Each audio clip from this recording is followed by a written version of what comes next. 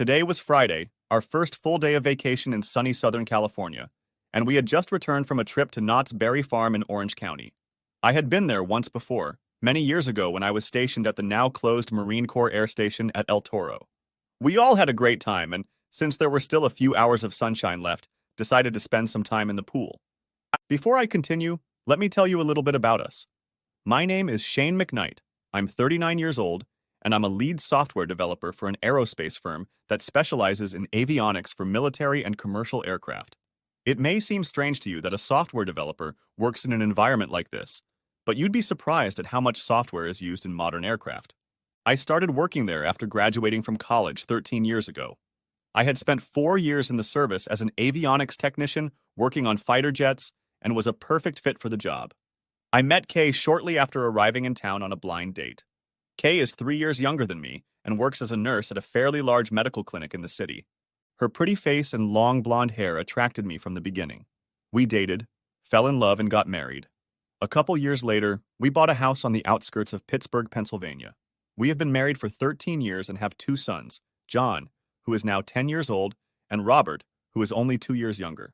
Fortunately, they both prefer their mother, and I suspect they will soon be attracted to girls. John, like his mother, has blonde hair, but Robert's hair is more sandy in color, like Kay's father. Kay took Robert's pregnancy hard and convinced me to have a vasectomy after he was born. I reluctantly agreed and had it done at the clinic where she works. Kay said the surgery could be canceled if we ever decided to have children again, so I agreed to her request. As far as I could tell, we were doing well so far. We both had good jobs that we enjoyed, a nice house, 2 cars, 2 kids, and a fairly active life. I thought I had it all. Sure, we had problems in our marriage, just like everyone else. But we always seemed to be able to work things out. At the moment it happened, I had no idea that my whole world was about to come crashing down, and this would be the last weekend we would spend together as a family. As I watched, Kay put on her new bikini. She told me she had bought it for the trip, and I loved looking at her in it. At 36, she could pass for someone 5 or even 10 years younger than her. I whistled as I watched her show me the tight-fitting 2-piece suit. "Forget the pool," I told her. "Why don't we stay here and warm the bed?" She laughed and slapped my arm. "Is that all you think about?" she asked playfully. "When I think about you, it is," I replied, wrapping my arms around her. "Well, we better get to the pool before it's too late," she said. "Go check on the boys, please." "Sure," I said. The suite we rented for the week was quite large and consisted of 2 bedrooms arranged in a central room. Each bedroom had its own bathroom.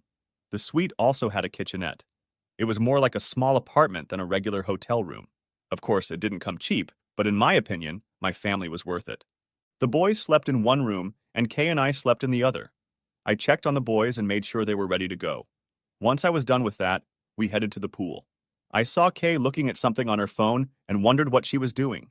"Find anything?" I asked.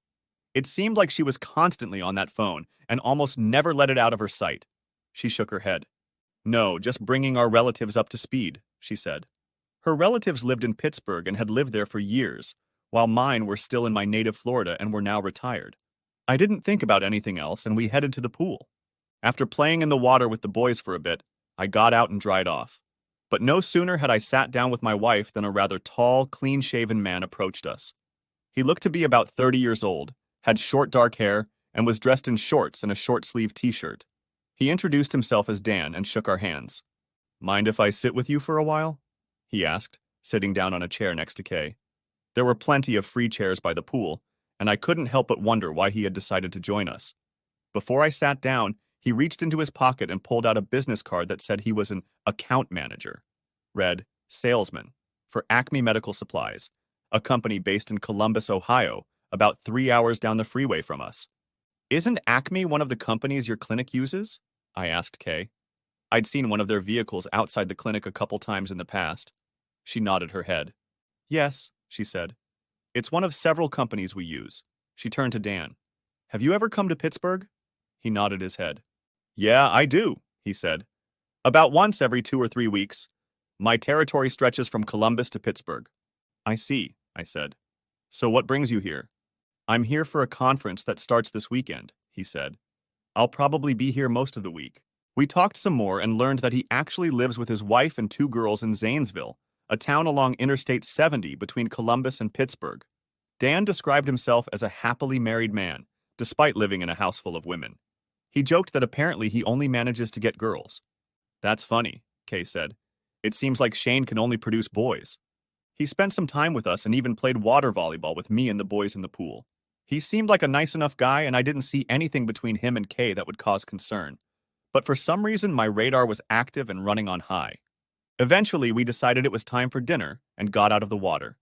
Dan said goodbye to us, saying he enjoyed the day and hoped to see us again. We enjoyed our evening meal and finally headed to the room. Can you believe it?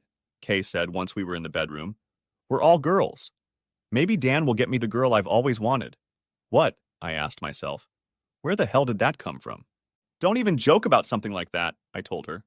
Remember, it was your idea to get me surgery after Robert was born, and I will absolutely not tolerate any cheating. Oh, I was just kidding, she said. I wouldn't do anything like that to you. I love you too much. I love you too, I said. But there's nothing funny about what you're saying. Nothing more was said. But for a moment, I thought a look of guilt flashed across her face. Maybe I was just reading too much into what she said. After spending time with the family in the center part of our room, we sent the boys to bed and headed to our room. When I was ready for bed, Kay said she couldn't sleep and asked if I would mind if she went for a late-night swim. I don't mind, I replied. Do you want me to join you? No, she said. Someone has to stay here with the boys. I shouldn't linger. Okay, I said. She got up and walked out the door. Since our room on the third floor overlooked the pool and hot tub, I took my camera and put it on a tripod. I loved taking pictures and videos of my wife when she wasn't looking. She was the most beautiful woman in the world to me, and I just enjoyed watching her. I turned on the camera and zoomed in, seeing her enter the fenced-in area of the pool. She slid into the water and swam for a while and then climbed out. She wiped herself off and sat down in one of the lounge chairs along the pool. After a while, I noticed movement and pointed. Dan had just entered the pool area, still in shorts and a t-shirt. He sat down next to her and they talked for a while. I thought she was looking at our room, as if checking to see if I was watching her. I knew the windows were tinted, and I was far enough away from them in the darkened room that she couldn't see me. Then she leaned over and seemed to kiss it. I zoomed in to get a closer shot, but she and Dan got up from their chairs and walked out of the pool together, and I couldn't get a clear shot. I thought that maybe Kay was on her way back to our room, so I turned the camera off and took it off the tripod. I lay back on the bed contemplating what I had just seen. Had she really cheated on me with some guy we had just met? I looked at the dresser and saw that she had left her cell phone there. For a moment, I considered opening it to see what she was doing, but changed my mind. I didn't want to invade her privacy only to find out later that nothing was going on there. I waited and waited, but Kay never showed up. Shit, I thought. How long does it take to take the elevator to the third floor? 2 hours later, she walked into our bedroom, and I immediately knew something was different. First of all, she smelled. Different, but I couldn't pinpoint what it was. It's about time you came back, I said. I saw you leaving the pool a couple hours ago. Sorry, she said. Dan came down and we talked for a while, and then we went to a restaurant and had a few drinks and chatted. I must have lost track of time. Shit, I thought. That bitch just lied to me. I know what alcohol smells like, and she certainly didn't have any breath. Suddenly, I lost the urge to touch her and started to feel nauseous. I got up and rushed into the bathroom. I closed and locked the door and barely made it to the bathroom before I threw up. It felt like I was throwing up everything I had eaten all week. Kay knocked on the door. Honey, she said. Are you okay? I'm nauseous, I said in between dry sighs. I washed my face and sat on the toilet again. How long has this been going on? I asked myself. Why is she doing this to us? It's not like I disappeared all the time and let myself get out of shape. Why? Why? I asked myself over and over again. It's amazing what thoughts go through a person's head at a time like this. Was my whole marriage a sham? Were the boys even mine? Damn her to hell. I don't even know how long I sat there thinking about all of this. Eventually, she knocked on the door again. What? I yelled. Honey, do I need to call you a doctor? She asked quietly. No, I'll be right out, I replied. After making sure I cleaned myself up, I sprayed some Lysol in the bathroom and went back to the bedroom. I had no desire to look at the woman I thought I was going to grow old with. She tried to approach me, but I waved her away. We lay on the bed again, and for the first time in our married life, I rolled away from her without even giving her a goodnight kiss. I love you, she said quietly. I said nothing in response. Good night, she finally said, and turned on her side. I thought I heard her sob a few times, but I didn't care anymore. Finally, Saturday came and I got out of bed. I hadn't gotten much sleep the night before, and what I had managed was filled with nightmares of Kay and Dan having fun in bed, and me lying there, unable to move or do anything. I didn't say anything to Kay and went about my business in the bathroom. I had promised to take the kids to Disneyland, and nothing Kay could do would make me break that promise. How are you feeling this morning? Asked Kay as we got dressed. I hope you're feeling better than you did last night. I feel like shit right now, I growled. Maybe you should stay here tonight, she said. I shook my head. I promised to take the boys to Disneyland, and that's exactly what I'm going to do, I said. At least I'm not breaking my promises. She recoiled slightly, but didn't say anything. We got dressed and led the boys downstairs to breakfast, saying almost nothing to each other. Dan came over to our table as we were eating. He took a chair and sat in the corner between Kay and me. For a moment, I thought I saw a smirk appear on his face. Kay looked up at him, smiling. I felt like ripping his damn head off. So, what's on your agenda? He asked. We're going to Disneyland, Kay said. Oh, that sounds fun, he said. Mind if I come with you? I couldn't believe the nerve of this asshole. What about your convention? I asked, hoping I sounded neutral enough to keep both crooks off guard. Oh, there's just a bunch of boring seminars there today, he said. I've heard all that stuff before. Well, Dan, I think Shane wanted to make it a family outing, Kay said, looking at me. Good for you, I thought, even though it was a little late. Dan shrugged. That's right, Dan, I said. I promised my family a day at Disneyland, and that's exactly what I'm going to give them. I understand, he said. Family is the most important thing. Yeah, I thought. Too bad you didn't think of that when you entertained my wife last night. Maybe next time, he added. Not likely, I thought to myself. Have a good time, guys, he said as he stood up. We got up too, since everyone had already finished breakfast.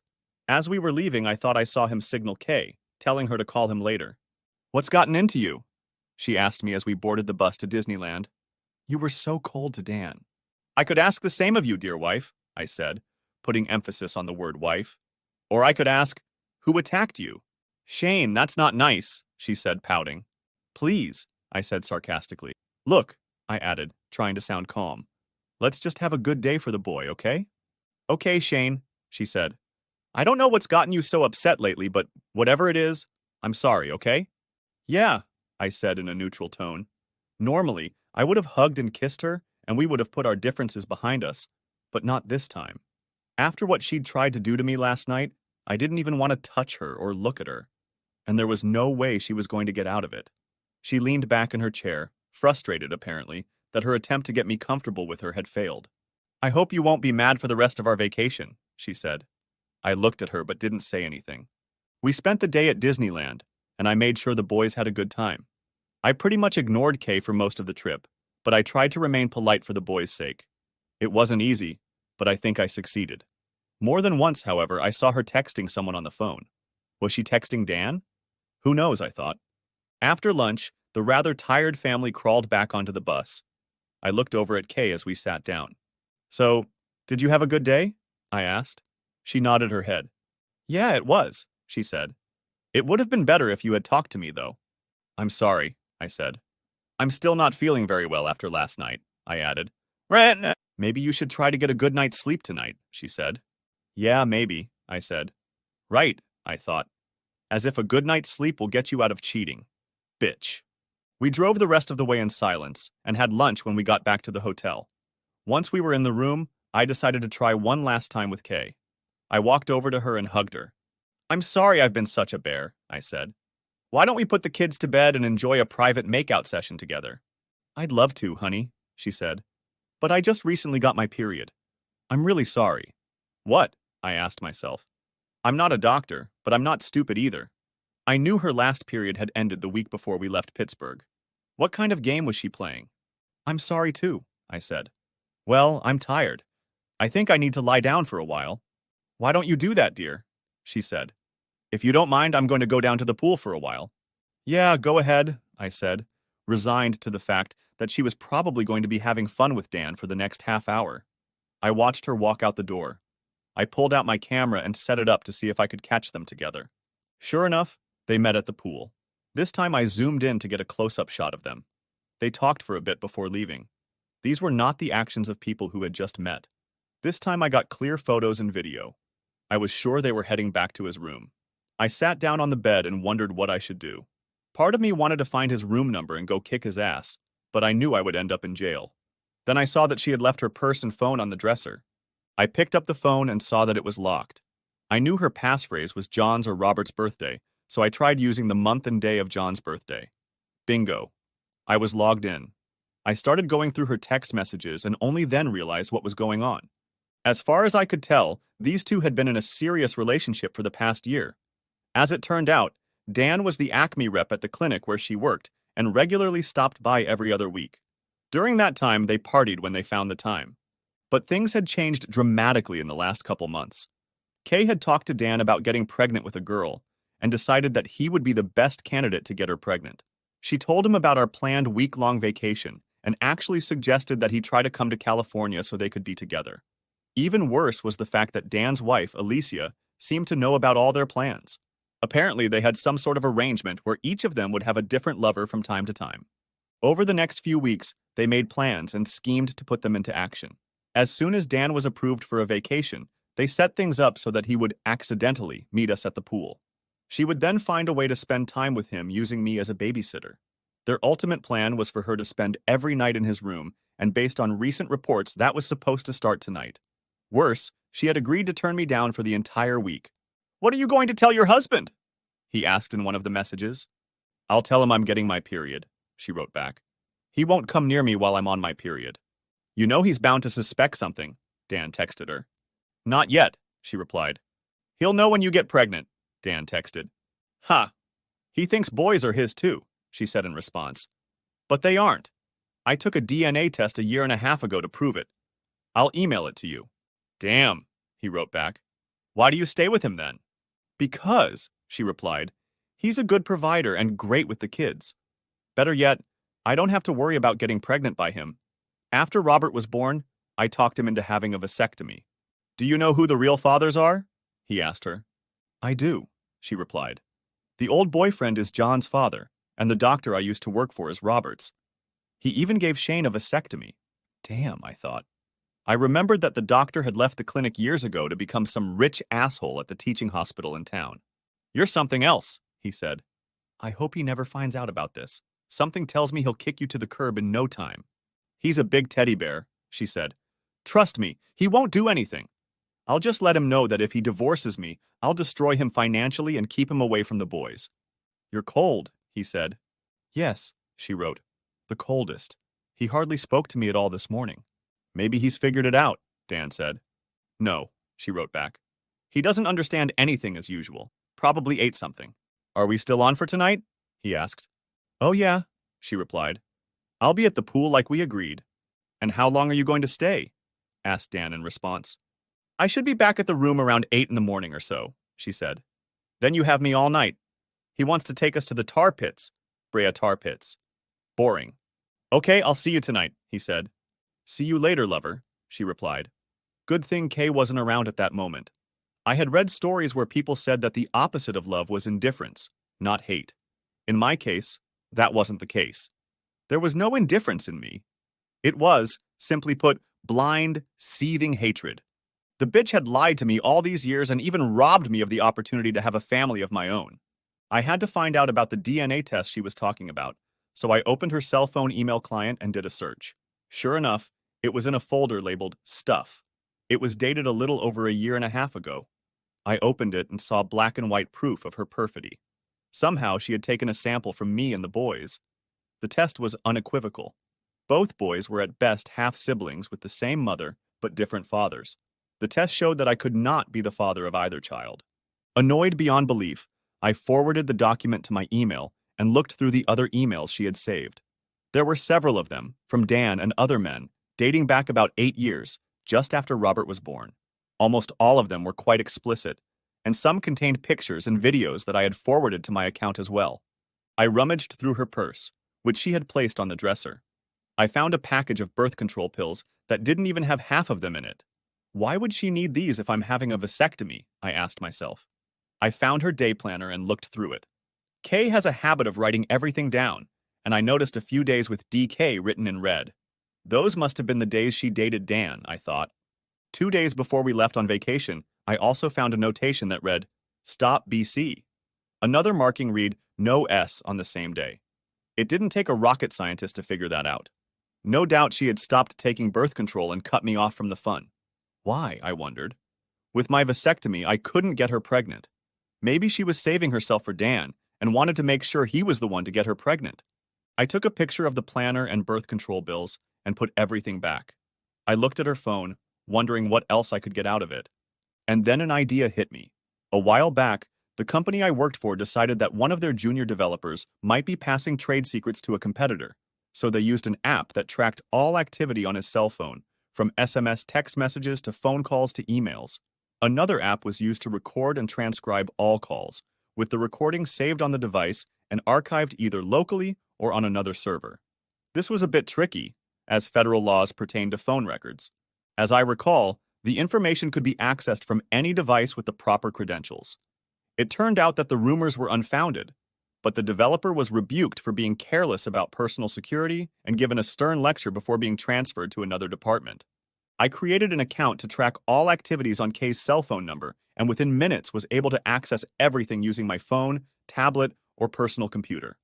I installed an app to record and transcribe all phone conversations. I knew it couldn't be used in court, but I figured all's fair in love and war. And in my opinion, Kay had just declared war. The third thing I did was install a phone lookup app to keep track of where her phone was at all times. That way, I reasoned, I could keep track of her whereabouts, assuming she had her phone with her, of course. I also decided to get myself and the boys away from Kay, so I looked up flight information and called the reservation desk. I found out that the flight to Pittsburgh was scheduled to leave shortly before midnight, so I made arrangements. The flight would land in about 4.5 hours, but there was a 3-hour time difference between the two cities. That would give me time to pack my bags, get to the Los Angeles airport, and go through security. By the time Kay returned, we would be in our hometown. I called my relatives, hoping I'd have time to talk to them before they went to bed. Luckily, Kay's parents and I got along great. They considered me the son they never had, and I considered them my second mom and dad. Kay's mom, Julie, answered the phone on the second ring. "Hi, Mom," I said. "I'm sorry to call so late, but I have a big favor to ask of you." "Sure, Shane," Julie said. "Is everything okay on the West Coast?" "Not really, Mom," I said. "I'm bringing the kids home tonight and wondered if they could stay with you for a week. I'll explain when I get there." "Well, of course they can stay here," she said. "Is there something going on between you and Kay?" "Tonight, I don't want to talk about it over the phone," I said. "But I promise to bring you up to speed when I get there. And whatever you do, please don't say anything about anything to Kay." "Okay, I promise," she said. Finished talking, I gathered my things and threw them into my suitcases. It took about 5 minutes, considering my anger. I went into the boys' room and shook them awake. "Come on, guys," I said. "Get up, we're leaving. You need to pack right now." They looked at me, scared and tired. "What's going on?" asked John. "It's an emergency," I said. "We're going home. You guys are going to spend the rest of the week with your grandparents. Now get up, move it." "Where's Mom?" asked Robert. "Isn't she coming?" "No, silly, she's with that Dan," said John. I looked at my 10-year-old son. Had he really seen something I had missed? "How do you know that?" I asked him. "She's been texting him all day today, Dad," he said. "Didn't you notice?" Honestly, my attention had been on them for most of our trip to Disneyland, but I remembered seeing her talking on the phone. "Yeah," I said. "Come on, get a move on, guys. We're leaving in a few minutes." I helped them pack up and then wrote a note for Kay, figuring she wouldn't see it until morning. "Kay, you weren't here when we got up this morning, so I took the kids out for the day. I might be late. I'll see you later, S," it said. I wondered if she would notice that I hadn't left a single affectionate word, but honestly, at that moment, I didn't care. I figured that if Kay stayed true to herself, she'd probably read the note and head back to Dan's without dignifying the place with a single glance. We picked up our luggage and headed to the front desk where I settled the bill and turned in my key card. I told the night manager that my wife was still in the room, and I didn't know how long she would be there. "I hope you enjoyed your stay with us," the girl said. "Yes, thank you," I replied. As we walked outside, I saw a van labeled Airport Shuttle and talked to the driver standing next to it. He got us into the van, loaded our luggage, and off we went. Turns out my timing was perfect. We got to the airline check-in counter, and my new reservation was confirmed. It took a while to get through security, but finally we were on the plane and headed to Pittsburgh. The boys were sound asleep within minutes of the plane taking off, but there was no way I was going to sleep. I pulled out my tablet and started researching Pennsylvania divorce law. Pennsylvania is a no-fault state, but state law does allow for divorces based on adultery or other reasons. The websites I looked at said that such divorces usually cost more and can take longer to resolve. As far as I could tell, I would have to pay child support. Part of me didn't mind, though, since I loved the boys I raised even though I wasn't their biological father. Our assets would be divided equally, but it looked like I would be able to avoid child support given the evidence of her years of cheating. It also looked like Kay would get physical custody of the boys, and I would become a weekend father to kids I had never raised. She'd probably get the house too, but I thought, maybe I could talk her into buying out my half of the mortgage. I knew how much she made, and mentally figured that if she budgeted carefully, she could get by, though it wouldn't be easy. In the end, I needed a really good lawyer, not just a paralegal filling in blank slips on pre-printed forms. I asked Cliff, my father-in-law, who happened to be a corporate lawyer, if he could recommend someone. I launched the Watcher app to see what was going on with Kay's phone. There was nothing new, but I saw that the app had finished archiving all the contents of her phone: text messages, photos, videos, emails, call logs, and more. I thought about going through it all again, but decided that for one 24-hour period, I was already grounded enough. I pondered for a while on what I could do to get back at the two cheaters. There was no way I was going to let this go unpunished. I remembered that Dan had said that he and his wife lived in Zanesville, so I searched and found the address, and phone number of one Daniel and Alicia King. I decided that since she knew what they were up to, nothing good would come of it. Exhausted, I turned off the tablet and leaned back in my chair, hoping to get some sleep before the plane landed. I woke up just as the plane began to descend into Pittsburgh. We disembarked with the rest of the passengers, packed our bags, and headed to the car. I called Cliff and Julie to let them know we were back and on our way to their place. I pulled up to their driveway and carried the boys' things to the door. Julie and Cliff greeted us, gave the boys a big hug, and escorted me inside. I set the boys' luggage on the floor, and Julie hugged me. "What's going on, son?" she asked. "I thought everything was okay between you and Kay." "I thought it was too," I said. "But I found out it was all a lie." "What do you mean?" asked Cliff. I pulled out my tablet and showed them the DNA test document from Kay's emails and her messages with Dan. "Oh my God," Julie said. "How could she have been so stupid?" "I'm sorry, Shane. I thought she outgrew all that stupidity after she married you." "What do you mean?" I asked. "Kay was a bit of a wild child in her younger years," she said. "It started in high school, and when she went to college, it only got worse. She was one of those girls you see on stage during spring break, taking off her clothes. She was constantly dating one guy and another. She was engaged for a while, but then they broke up. She told us they just drifted apart." "She never told me anything about that," I said. "Yeah, it was when she was in college," Julie said. "What was that guy's name?" she asked, turning to Cliff. "Oh yeah, Mike, something like that. Mike Jacques. They went to high school together. I think I still have a picture of them going to prom." She pulled a photo album from the shelf and opened it, flipping through a few pages. "Here it is," she said, showing me the picture.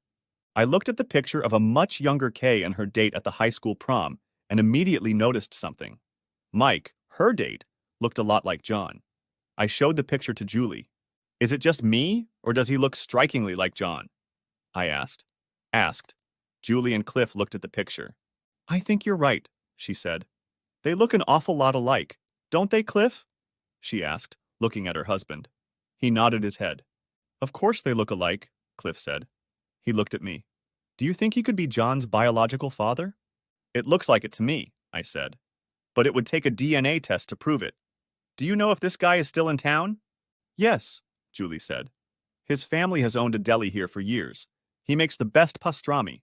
I think he still works there." She wrote something on a piece of paper and held it out to me. It was the name and general location of the deli. "We'll have to pay this guy a visit," I thought to myself. I looked at Cliff. "Can you recommend a good divorce lawyer?" I asked. "I can," he replied.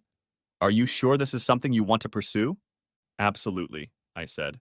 "Kay has lied to me for the last 13 years, and now she's denied me my own children. Even now, she's copulating with some traveling salesman in a hotel room in California." "I understand, son," he said. "Look, I'm disgusted by what she did. You've been very good to her, and I think of you as my own son.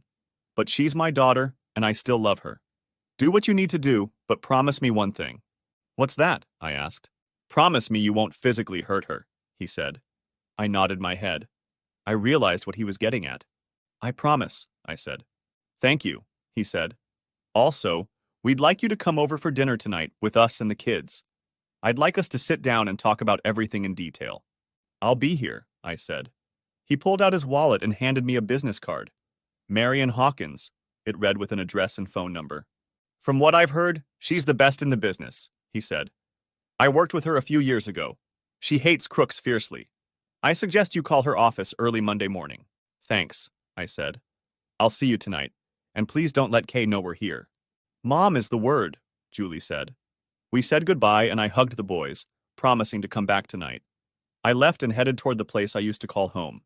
Without Kay and the boys, it seemed so dark, so empty. Everywhere I looked, everything brought thoughts of happier times. Tears came to my eyes at the realization that those happy times were gone forever, tainted by her lies and deceit. I wiped the tears away and headed upstairs to my bedroom, vowing never to cry over Kay again. As I looked at myself in the bathroom mirror, I realized that I hadn't slept properly in almost 2 days. "God," I said to myself, "I look like shit." I brushed my teeth and crawled under the covers. I fell asleep almost as soon as my head touched the pillow. Kay. I walked into our hotel room at 8 o'clock on Sunday morning, hoping to see my husband and boys. I didn't know what to expect after the way Shane had treated me the day before, and honestly, I was a little scared.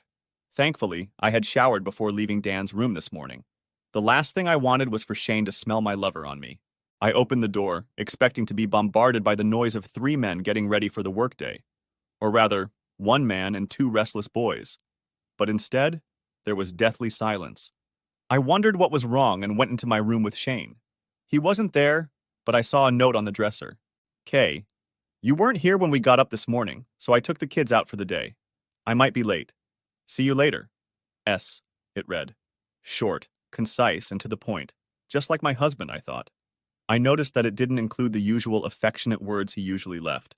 Not even a single "love you" or anything. Maybe he was still reeling from Friday night. Whatever, I thought. I decided there was no point in trying to call or text.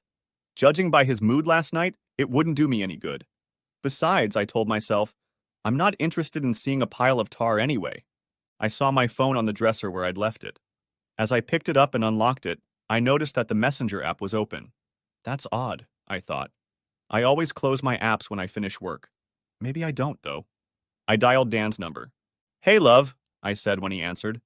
"The Bone Man picked the guys up early this morning and says they might be back late tonight, so I'm at your disposal for tonight and tonight if you want." "Has he left already?" asked Dan. "Uh-huh," I said. "Apparently he got tired of waiting for me to show up and took off. His loss." "I'll meet you downstairs for breakfast then?" he asked. "How about we go to the pool from there and come back here for some fun?" "Will do, lover," I said. I couldn't wait. I grabbed a few things from the dresser and left. Shane. The clock was showing 1:30 p.m. when I finally opened my eyes. I must have been more tired than I thought. I got up, wiped my eyes from sleep, and headed to the bathroom. It was a good thing today was Sunday.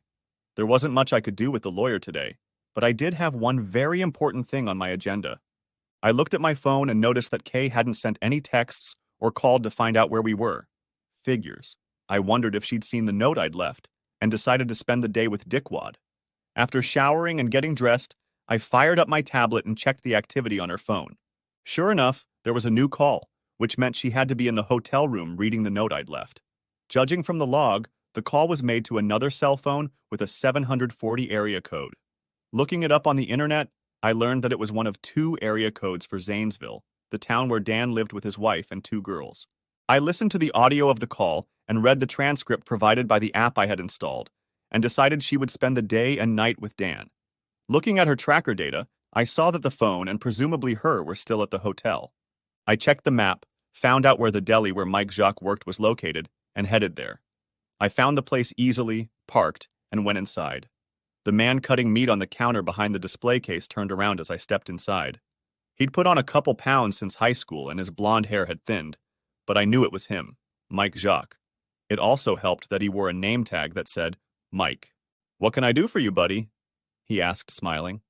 Are you Mike Jacques? I asked. Depends on who you are, he said, still smiling.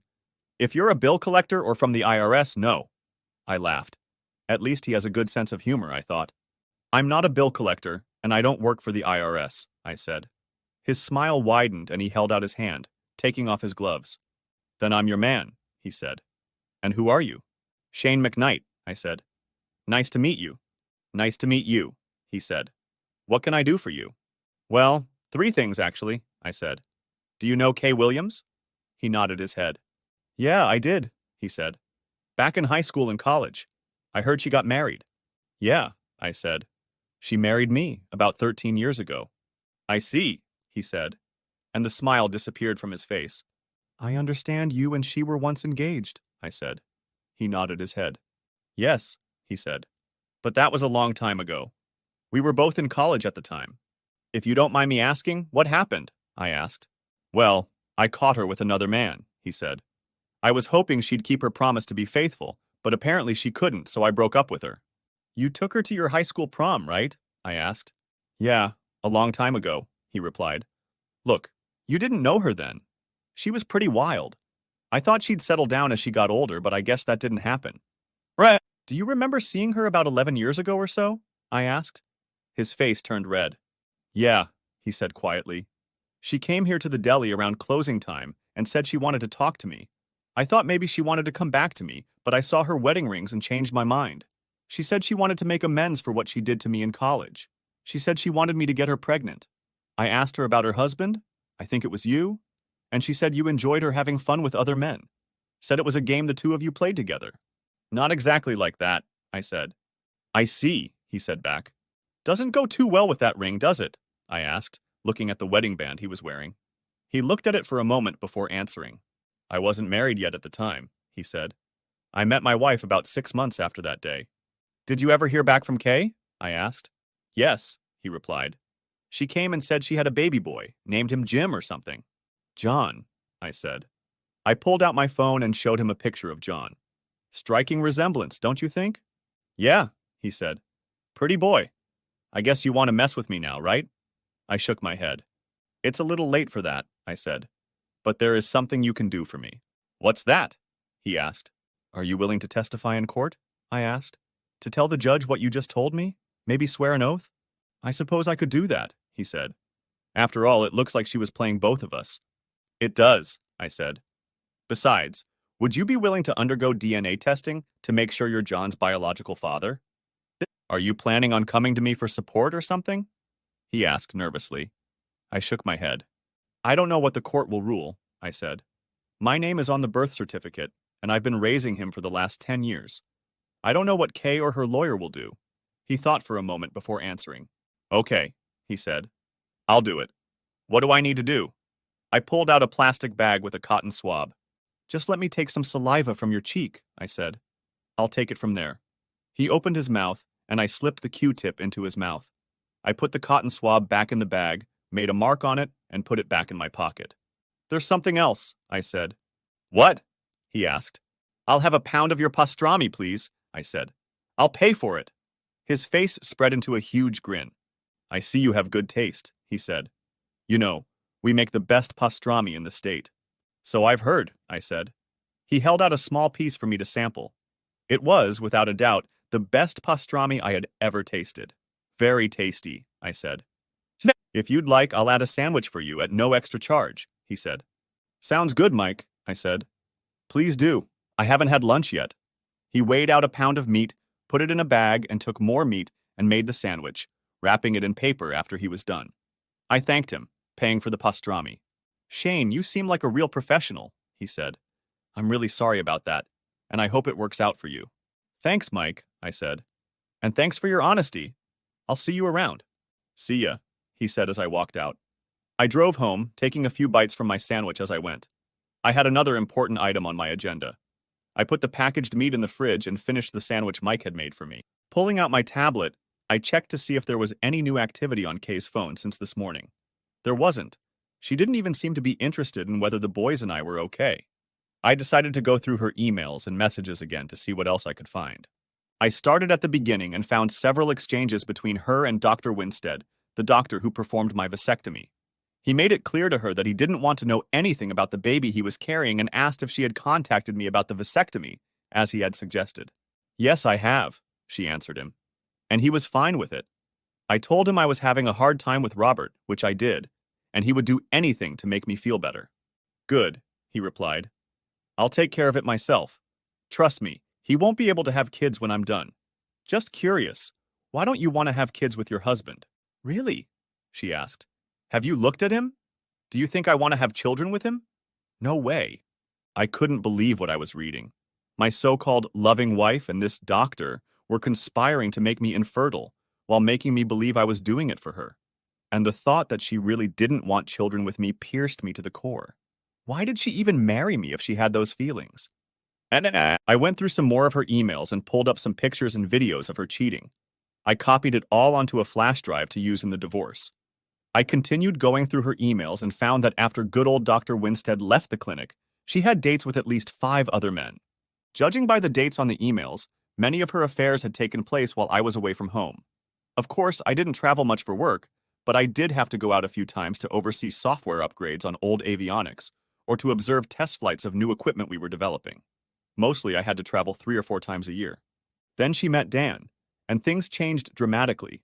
It turned out that Dan and his wife were into an unusual club and wanted to get Kay and me involved as well. Kay told them that I would never agree to that, and they decided to keep the affair between the 3 of them going. I sat there wondering how I might not have noticed this before. Had I been so blinded by my love for her that I just hadn't noticed it? How much longer would this betrayal have gone on if I hadn't found out? Worse, how would I have explained it to the boys? I had always told them that honesty was always best, even if it hurt. I knew one day I'd have to tell them that. Damn her, I thought. Damn her to hell. I looked at the clock and realized that I would have to leave soon to have dinner with the boys and my in-laws. I showered again, feeling dirty after looking at Kay's emails and messages. Once I got home, I rang the doorbell and Cliff answered it. He invited me in and the boys immediately bustled around me. God, I love those boys so much. I wish I was their biological father. We all sat down at the table and enjoyed our dinner, and then retired to the family room. Dad, John said, getting my attention, are you and Mom getting a divorce? I nodded my head. I'm afraid so, son, I told him. Did I do something? He asked with tears in his eyes. I pulled him close to me.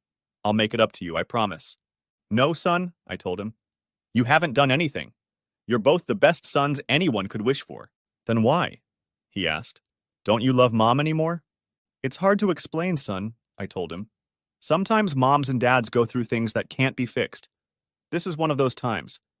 But remember that I love you, and I always will. And I'll always be there for you, okay? I hugged both boys for a while and comforted them. But they knew things would never be the same in our family again. Listen, I said. Why don't you guys go upstairs and get ready for bed? I need to talk to Grandma and Grandpa for a little while, okay? Okay, they said as they left the room. I waited until they were gone and pulled out my tablet. I spent the next hour telling Cliff and Julie what I knew so far. I showed them all the text messages and emails, even photos and videos. They were clearly outraged at the way their daughter had behaved, but watched the videos anyway. It looks like she's been doing this to me our entire marriage, I told them. That explains what happened last summer, Julie said. What do you mean? I asked. Last summer when you were at Edwards for a week, Kay brought the boys over and asked if they could stay the night, she said. She told me she was going to a girl's birthday party at her office and thought she might stay late. We didn't see her until Sunday afternoon. I remembered that trip. I needed to oversee the testing of new software and ended up being gone for a week. I looked through my tablet and found emails from that time between Kay, Dan, and Alicia. It turned out that she had spent the weekend with them, having a 2-day vacation. I showed the emails to Cliff and Julie. I'm so sorry, son, Cliff finally said. You deserve so much better than this. You've been a wonderful husband and father. Thanks, Dad, I said. I'm sorry to drag you into all this. But as you can see, there's no way I can stay with Kay. I hope you don't mind, but I took the liberty of calling Marion, he said. She told me that if you can come to her office at 7:30 in the morning, she'll see you right away. Thanks, I said. I'll be there. Be sure to bring it all with you, along with your financial documents, he said. If anyone can help you get through this, it's her. Just don't do anything stupid. I won't, I promise, I said. What are you going to do about biological fathers? He asked. I shook my head. I don't know. I said quietly. I met Mike today. He seems like a nice enough guy and was honest enough to tell me the whole story. I think he was played as much as I was, but I don't know what I'm supposed to do about Dr. Winstead. Yes, I've met him several times at the country club, Cliff said. He's a cocky son of a bitch. I'd like to see you rein him in. I laughed. I'd like that too, I said. I looked at the clock and realized I had a lot to do before I went to bed. I better get going, I told them. If you don't mind, I'd like to say goodnight to the boys. Good idea, Julie said. I left the room and went upstairs. The boys were in bed, but not yet asleep. I hugged them, told them I loved them, and promised I'd see them soon. I said goodnight to Cliff and Julie and headed home, where I set about gathering all of our financial information. I printed out everything that was out there and put it in a folder along with the most damning emails. I also copied pictures and videos onto a flash drive. One last time I checked to see if there was any activity on her cell phone, and seeing nothing, I decided to call it a day. I couldn't believe that she hadn't even bothered to text me to see if everything was okay with the boys. The next day, Monday, I got up early, noticed that Kay still hadn't bothered to text or call, showered, shaved, got dressed, and headed to Marion's office. I met her at the office door at 7:30. Mr. McKnight, I presume, she said as she opened the door to her office. Please call me Shane, I said. You must be Miss Hawkins. Actually, it's Mrs. Hawkins, but you can call me Marion, she said. I see you got your father-in-law's message. I did, I told her. And he told me you were the best at what you do. I am, she said. My secretary won't be here for another half hour, so let me get us each a cup of coffee and we'll get started. Sounds good, I said. She made each of us a cup of coffee from the Keurig coffee maker in the reception area and escorted me into her office. Mr. Williams, your father-in-law, tells me you want a divorce. Is that true? She asked. Yes, it is, I replied. Good, she said. Tell me what's going on. I brought her up to speed, leaving nothing out. I showed her the emails, the text messages, the DNA form, and handed her a thumb drive with photos and videos. And you say you haven't heard from her since you left California on Saturday night? She asked. Nothing, I said. Not one text, not one phone call, nothing. Well, she said, it won't look too good in the eyes of the court. You say you've identified the biological fathers of both boys? Yes, I said, telling her about my meeting with Mike. I see, she said. Well, you should know that divorce isn't about justice, unfortunately. It's usually about money. In most cases, the mother almost always gets custody, and the father always pays child support as well as spousal support. All of your assets are usually split in half, and the house usually goes to the custodian. Pennsylvania is a no-fault state, she added. However, the law allows for divorce based on adultery. I assume that's what you're looking for. It is, I said. We'll have to prove it to a judge, but from what you've shown me, I think we have a compelling argument, she said. Based on that, we can ask that spousal support not be awarded. However, you would still have to pay alimony. It depends on a formula that takes into account many factors. Even if I'm not the biological father? I asked. You raised the children as your own for 10 years, she said. But that doesn't mean there's nothing we can do. You said Junior's father is Dr. Robert Winstead? Yes, I said. Suddenly it hit me. My youngest boy's name is Robert. That bitch named him after his real father. You say he's the one who gave you a vasectomy after he talked your wife into giving you one, Marion said. Yes, I said. Is that significant? Probably, she said thoughtfully. Let me work with that for a while. In the meantime, I'll draw up a petition whereby she gets physical custody of the boys and you get joint custody. That's probably what the court will decide anyway.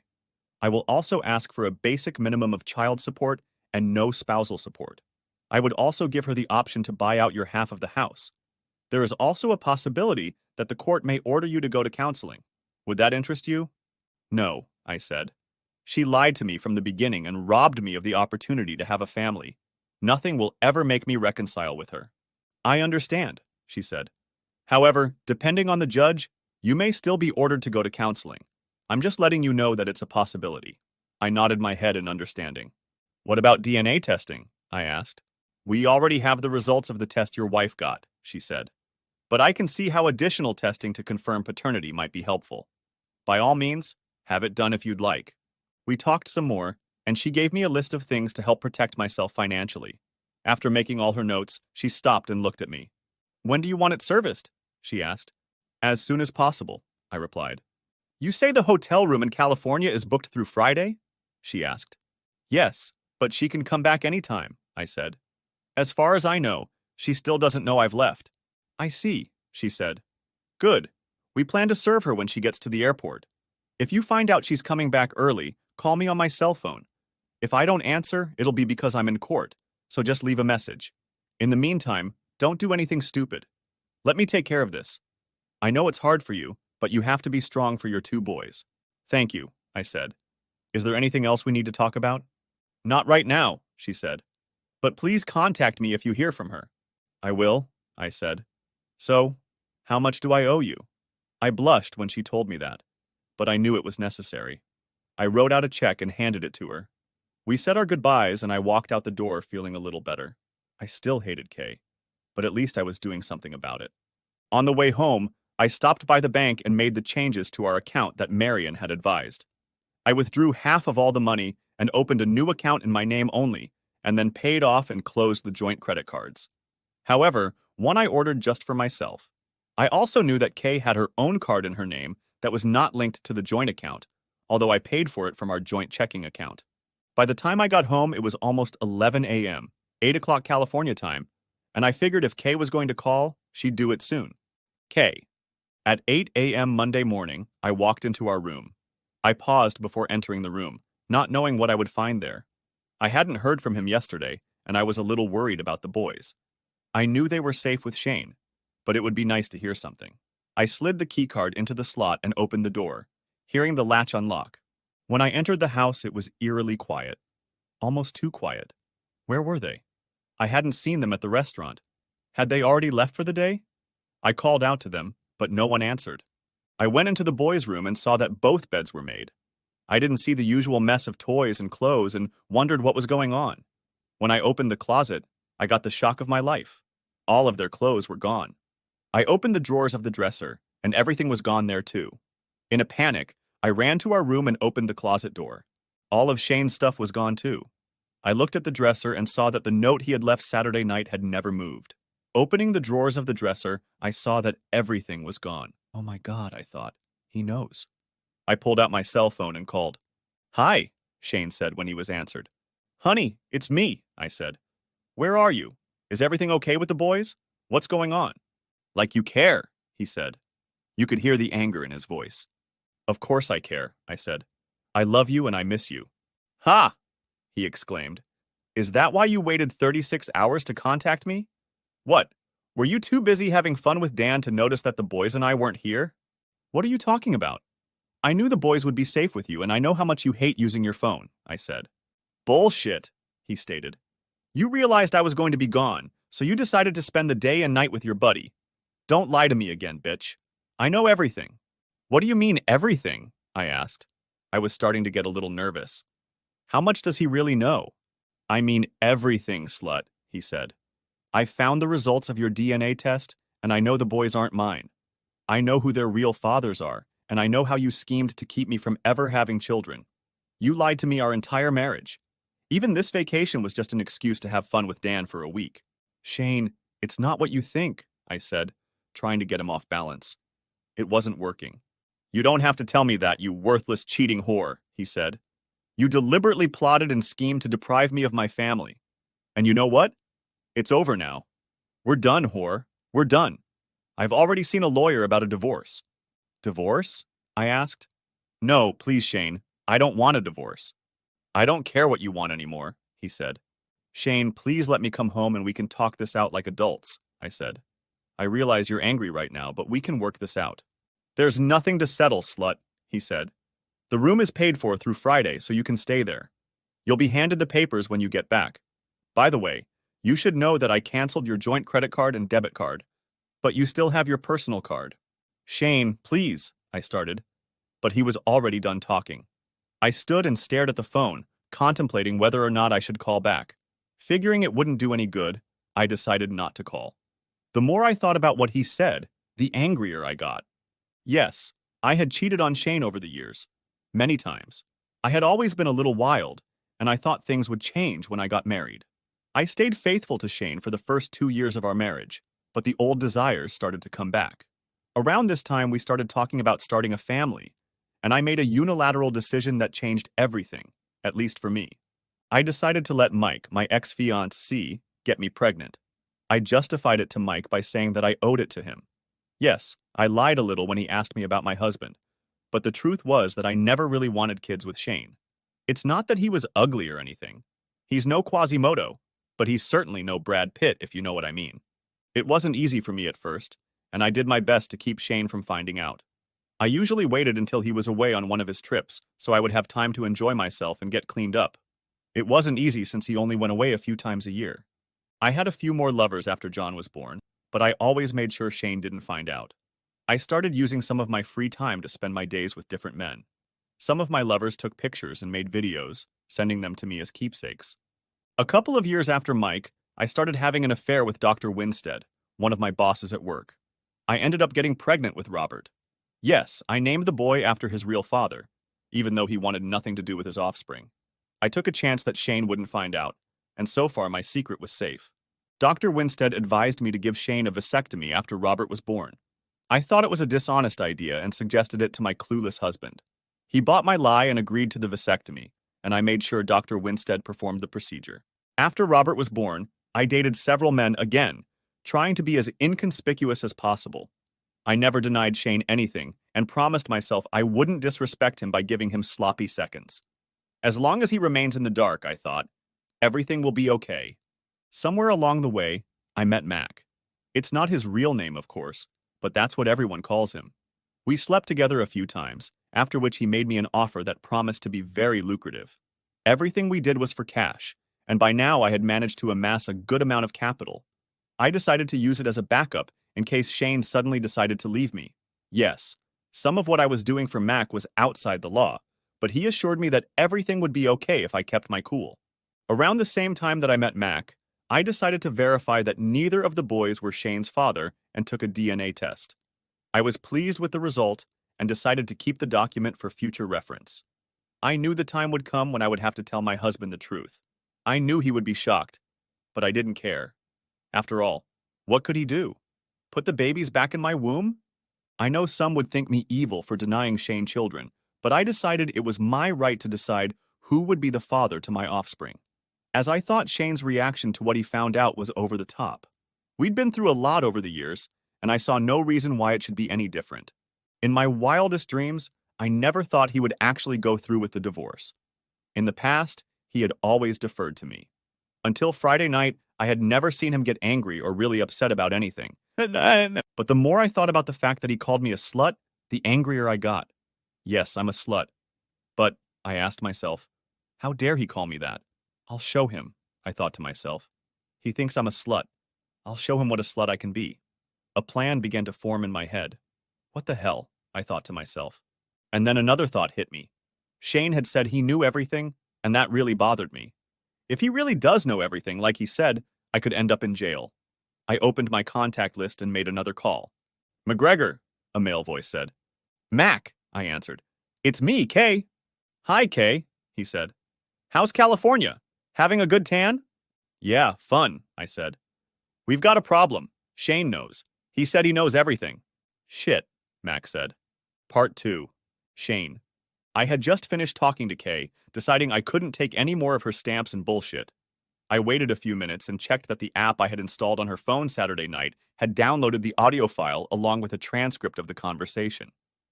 I noticed that she was in the middle of a conversation with some number in the local Pittsburgh area. I didn't recognize the number and looked in her contacts. Sure enough, it was registered to a person named Mac. I waited for the conversation to end and gave the app time to copy the audio file and transcript to the cloud. After about half an hour, I saw that they were both available. I opened the transcript and printed it out so I could read it while listening to the conversation. Sitting down at my desk again with the transcript in hand, I opened the audio file and pressed the play button. McGregor, said a male voice. Mac, Kay replied. It's me, Kay. Hi, Kay, McGregor said. How's California? Having a good tan? Yeah, fun, she answered him. We've got a problem. Shane knows. He said he knows everything. Shit, Mac said. We talked about this, Kay said. You know what needs to be done. Are you sure? Said McGregor. Absolutely, she told him. And it has to be done Thursday night. Why Thursday? He asked. For two reasons, she replied. First, I'm going to send him something late tonight. He probably won't see it until tomorrow. He'll be so upset he probably won't even want to defend himself. Second, I'll be here until Friday, and if I know him, he'll probably serve me with divorce papers as soon as I land in Pittsburgh. Divorce? Asked McGregor. Yes, she said. He found out about me and said he's preparing divorce papers. And what are you going to do to make him so upset? He asked. He thinks I'm a whore, she told him. And I'm going to show him what a slut I really am. McGregor laughed. Well, you are a slut, aren't you? He asked her. She giggled. Yeah, but he has no idea what a slut I can be, she said. So it has to happen Thursday night and look like a home invasion. We've had to deal with quite a few cases like this lately, so it's doable, he said. Was this guy a police officer? I asked myself. Tell me, does he have a gun in the house?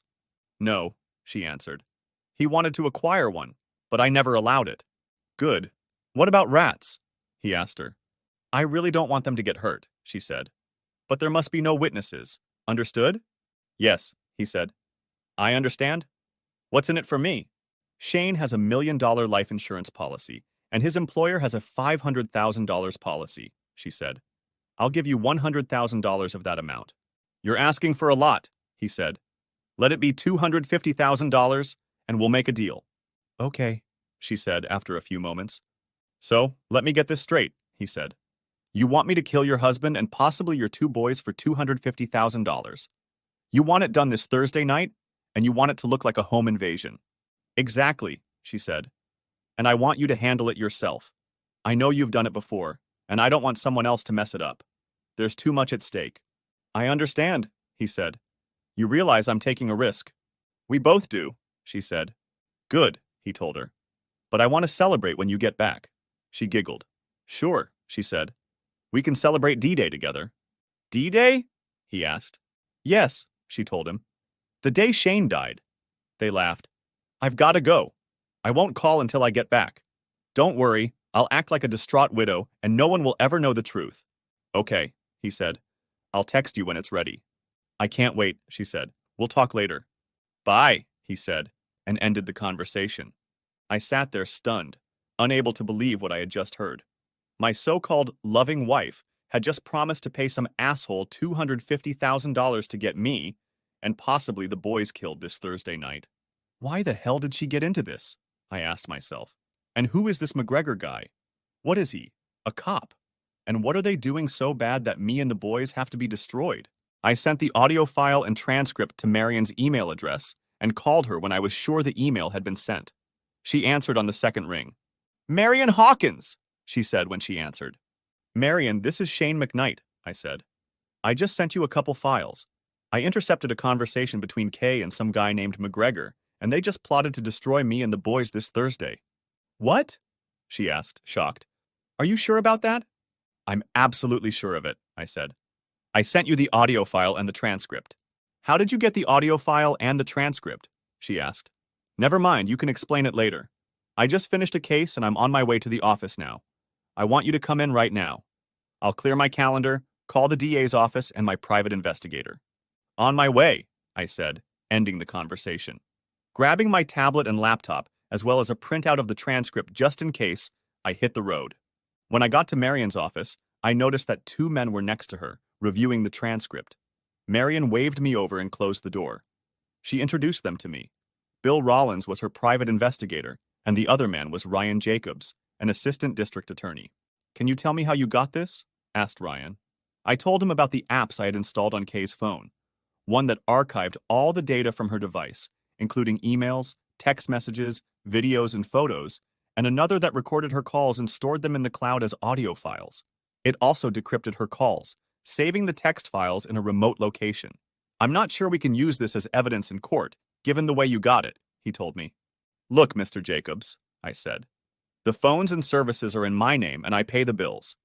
That's why I don't use my phone for anything other than making calls. Are you willing to testify under oath? He asked me. Absolutely, I said. I'll even give you access to everything I have so you can review it all for yourself. I need to talk to my boss about it first, he said. Do you even know who this McGregor guy is? I shook my head. Not directly, I said. I know Kay had an affair with him a couple years ago, judging from her emails. He even sent her some pictures and videos. Show me, he said. I pulled out my laptop and, using the Wi-Fi in Marion's office, logged into the cloud account where Kay's phone was archived. I went into the stuff folder and found the emails. In one of the emails was a rather long video of her having fun with this guy. We watched until we came across a frame that clearly showed his face. Shit, Bill said. I know that guy. Who is he? I asked. That's Alfred McGregor, he said. He's one of Pittsburgh's finest, captain of the police department. Are you sure about that? Asked Ryan. Absolutely, said Bill. Ryan stared at the frame for a few seconds. I think you're right, he said. Can you print this out? He asked Marion. She nodded her head. Give me a second to plug this laptop into my desktop printer, she said, and grabbed a USB cable. Soon we had a color picture of McGregor with Kay.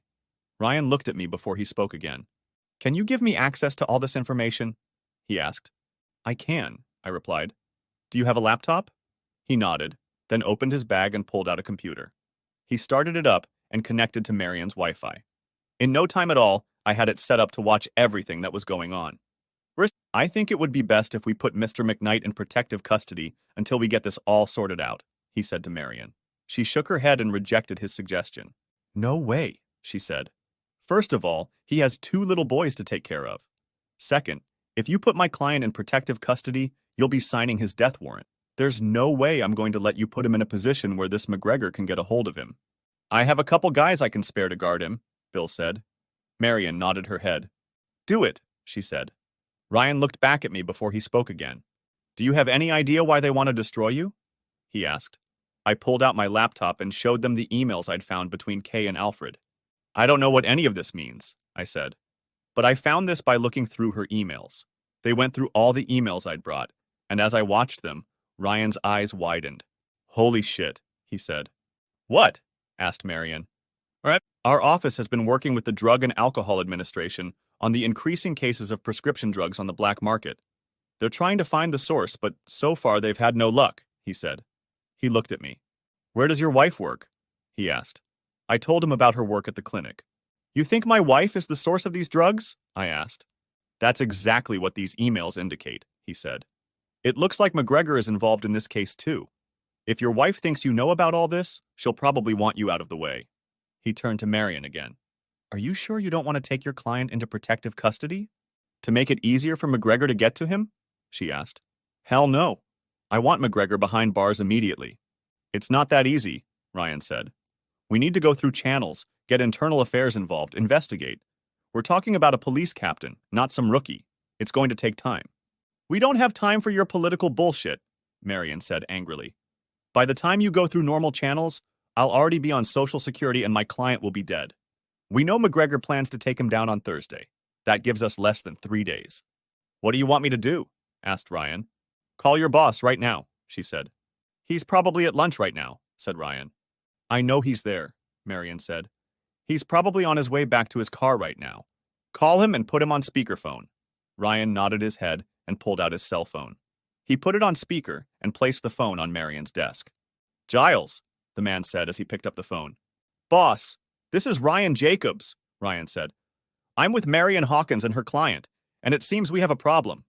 Oh, asked Giles. What kind of problem? Can't it wait until I get back to the office? I just finished lunch. Ryan looked at Marion, who grinned back with a disgusted smirk on her face. Not exactly, Marion said. We have evidence that one of our esteemed police captains may be involved in a murder-for-hire scheme and a plot to distribute stolen drugs. Who is this police captain, Marion? Asked Giles. McGregor, said Ryan. Al McGregor. No way, said Giles. He's one of our highest-ranking officers. I can't believe he could be involved in something like this. We have some pretty compelling evidence, boss, said Ryan. What kind? Asked Giles. A recorded phone conversation, as well as a slew of incriminating emails, said Ryan. Shit, said Giles. We don't have time for political crap, Giles, said Marion. According to what we have, the murder is supposed to happen Thursday night, and it involves children. Shit, Giles said. You already said that, Giles, Marion said. And what are you going to do about it? Fine, Giles said. Ryan, let Jenkins take over your business for a couple days. I want you to work only on this and bring me a solid case in 48 hours. Can you do that? Can do it, Ryan said. Keep that to yourself, Giles said. In the meantime, I'll put a bug in the chief's ear and we'll alert IA. If there's anything to it, we'll get it off the street as soon as possible. Will that satisfy you, counselor? For now, Marion said. But so help me, Giles.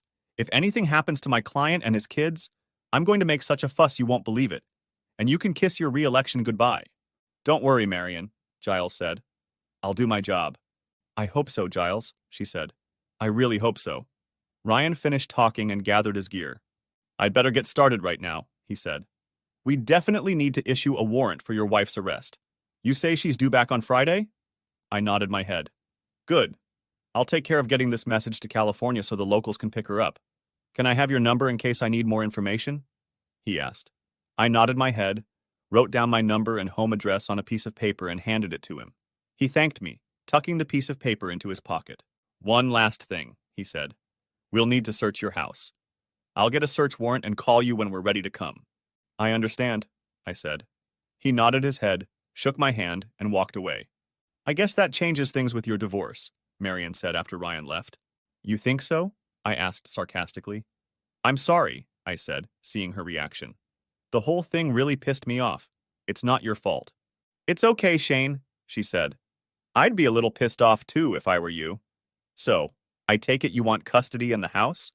Yes, I said. I doubt she'll be able to pay child support while in jail. I doubt it myself, she said. We'll figure something out. Just go take care of your kids, okay?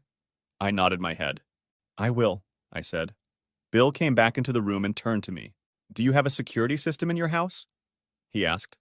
I nodded my head. Yes, we do, I told him. Good, he said. What about security bars on the windows? No, I said. I've never been interested in them. I understand, he said. But I think under the circumstances you should have them, as well as armored doors. I have a contractor who can install them for you. You can take them off later if you want, when this is all over. Okay, I said, thinking for a moment. If anything, I figured it would slow McGregor down for a minute or two. Just in case, I'll assign a man to patrol the outside of your house, as well as a man inside, he said. I nodded my head. I'll also send a couple people over to McGregor's place to see what we can find out. I'd be able to handle it myself, but he knows me, and will spot me in no time. That makes sense, I said. I won't be home for a while. I need to go visit the boys. No problem, he said. Live your life as usual. Just be extra observant. Thanks, I will, I said. Listen, if you hear from Kay or McGregor, let me know immediately, Marion said. I don't care what time of day or night. I will, I said before I left. I headed over to Cliff and Julie's house to see the boys and get some dinner. It had been a long day, and I knew it was only going to get worse from here. Julie had lasagna ready and set it out for me when I arrived. Cliff and I talked while I ate. What's the word, Shane? He asked. I told him about the threat against me and the boys. He shook his head when I told him about the phone conversation between Kay and McGregor. Well, the boys are safe here, he said. Do you have a gun? He asked. No, I answered. Kay would never let me buy one. Said she was afraid of them. Nonsense, he said. Wait. He got up and returned a few minutes later with a 12-gauge pump-action shotgun. Do you know how to use one of those? He asked. I was in the Marines for 4 years, I told him. 4 years in a row was qualified. My dad has a shotgun very similar to this one. Good, Cliff said. It's fully loaded with rock salt. Not lethal, but it'll sting like hell. Take it and use it if you need to. What about you? I asked. He laughed.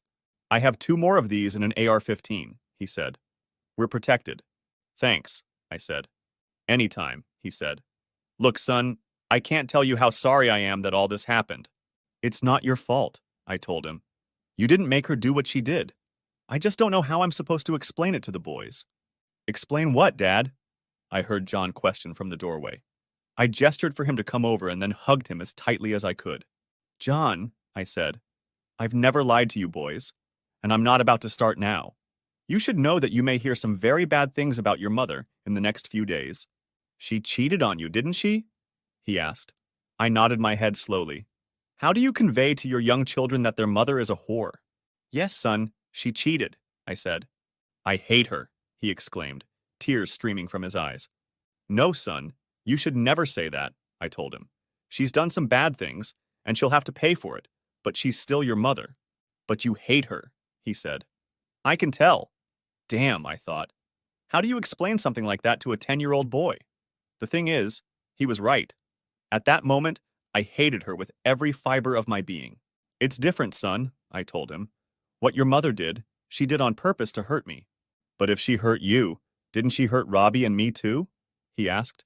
He was right again, and I was confused. She's hurting all of us, I said. I don't think she fully realizes it yet, but she will realize it. In time, son, she'll realize. John wrapped his arms around me and buried his face in my shoulder. I could feel his tears as he cried. I love you, son, I said, and I always will. I love you too, Daddy, he said. I hugged him for what seemed like an eternity. Then my phone buzzed. I pulled it out and saw Ryan's number on the screen. We're ready to go search your house, Mr. McKnight, he said when I answered. Thanks, Ryan, I said. I'm on my way. I sat John down and explained that I had to go home. By then, Robert had walked into the room. I hugged the boys, kissed them goodbye, and shook Cliff's hand. Julie hugged me at the door. I promised to bring them up to speed the next time I saw them, and left with shotgun in hand. I got home just as Bill's contractors were putting the finishing touches on the security bars covering the windows. They had also installed the armored doors, and the foreman handed me the keys. I signed the paperwork agreeing to pay for the installation and put it on my credit card. I was somewhat surprised. The ornate iron bars looked better than I thought they would, but I still wasn't sure I wanted to keep them after it was over. I walked into the house, unloaded the shotgun, and set it against the wall in the home office, next to the computer. I put the shell casings in the desk drawer and kept the barrel open so it couldn't be mistaken for a loaded shotgun. When I was done, Ryan and a few officers showed up. I let them in, and one of them introduced himself as a DEA agent. Ryan showed me a search warrant, and they started searching. They looked around but were careful to put everything back where it belonged. After about an hour, I heard someone calling from upstairs. Found something, boss, one of the officers said. I wondered what they could have found as I followed Ryan up the stairs. We walked into the room that Kay used as the craft and sewing room. The closet door was open, and the bookcase she used to store her needlework stuff was pushed back from the wall. Behind it, there was a cutout in the wall where two rather large metal boxes stood. Ryan looked at me before he spoke. Did you know this was in here? He asked. I shook my head. I have no idea, I said. I usually stay out of this room out of respect for Kay. Ryan put on a pair of latex gloves and opened the first box. Inside were pill bottles and sachets, similar to the samples you might get at a doctor's office. They were labeled Acme Medical. Ryan looked at me. Isn't that the company your wife's boyfriend works for? He asked. Yes, it is, I replied. The DEA agent looked at the pills and read the labels. These appear to be all Schedule II controlled drugs, he said. We'll have to run tests to verify that, but it looks like she has several drugs here. He looked at Ryan. We need to pay a visit to that clinic. Ryan nodded his head. I agree, he said. Opening the second box, we saw several wads of crisp $100 bills. Ryan counted the wads and then turned to me. Looks like your wife has been very busy, he said. I'd estimate she has about $120,000 here. I shook my head in shock. In the box, we also saw an envelope. Ryan pulled it out and looked inside. There was a statement from a local bank saying that she had another $150,000 stashed away in a savings account. It looked like she'd been making deposits regularly for the last year and a half, careful not to exceed the $10,000 limit. It looks like she structured her deposits. Were you aware of that? He asked. I understood the basic idea of structuring, where people intentionally segregate cash deposits to avoid being subject to mandatory reporting. I'd heard stories of business owners caught doing this, and from what I'd heard, some of them had lost all their money and were facing several years in jail. No idea, I said. Ryan handed the boxes to a technician who checked them for fingerprints. Ryan looked around some more and saw Kay's laptop on her desk. We're going to have to confiscate that, he said. I nodded my head in understanding. And this, he added, opening one of the desk drawers and seeing several folders of papers I'd never seen before. In one of the drawers was a key I had never seen before. It looked like a mailbox key. Ryan picked it up and examined it closely before placing it in a plastic bag. After looking around some more, he led me out of the room and spoke to me privately. Shane, I'm afraid we're going to have to designate this room as a crime scene, he said. We'll seal the door when we're done, and I don't want anyone going in there until we're done. Do what you have to do, I said. From what I've seen, this could become a federal case, since it looks like her boyfriend was transporting the stuff across at least one state line, he said. You could have the FBI coming after you. What about McGregor? I asked. Well, if we find his fingerprints on any of this stuff, I'd say we have a strong case against him, he said. We'll see. In the meantime, stay out of trouble and let us know if anything happens. I will, I said. A couple hours later, everyone except Bill and one of his investigators left, carrying boxes full of Kay's stuff. I just got a text from my guy on the ground, he told me. McGregor was seen going into the mailboxes and miscellaneous store. He was seen pulling out a bag and putting what looked like a paper lunch bag in the mailbox. Approximately 10 minutes after he left, another person was observed opening the same box. That person took the bag and left. We have pictures of the whole thing. Looks like this is how they make the switch. My guy made inquiries and found out the box was registered to McGregor. Talk about arrogance. Did you tell Ryan? I asked. Yeah, he replied. I talked to him just before he left. I don't understand, I said. Why would a respected police officer do something like that? I have a hunch, but I'll have to look into it further, he said. He invited the other man to join us. Shane, this is Peter Green. He works for me and will be staying here with you for the night. He will also accompany you wherever you go. I have another man who will keep an eye on things outside. I shook Peter's hand and noticed that he looked like a half-elf. Peter is a former Navy SEAL, so he can take care of himself. If anything happens, I want you to follow his lead, got it? Got it, I said. Good, he said. I'd better get going. Have a good evening and call me if anything happens. We said goodbye and I invited Peter to sit down. I made coffee and ordered pizza for the two of us. We spent the evening eating pizza and watching TV, swapping sea stories. Despite all appearances, Peter turned out to be a pretty nice guy.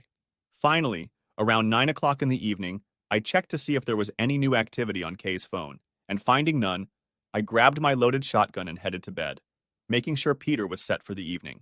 Shane. I woke up at 4:15 Tuesday morning when my tablet buzzed, letting me know I had received an email with an attachment. I wiped my eyes from sleep and picked up my tablet.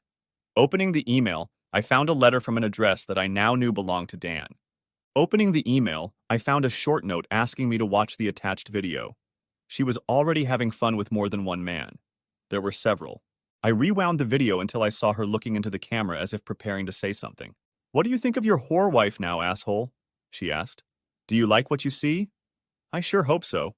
You'll be gone by Friday. That's right, asshole. My partner Mac will come to you and destroy you. So enjoy it while you can.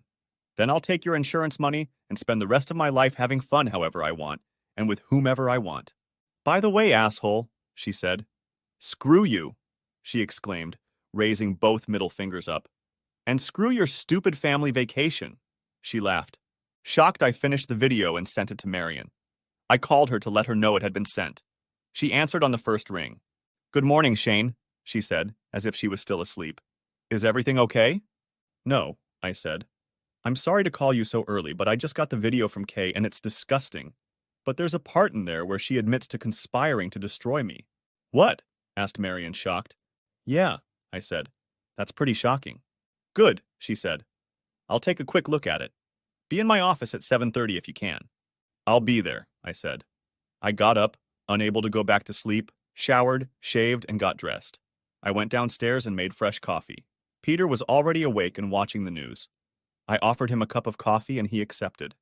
It was still early, so I made us both breakfast. We watched the news while we ate. I have to run to a meeting with my lawyer early this morning, I said. You have to accompany me everywhere, right? That's what I was told, he replied. Good, I said.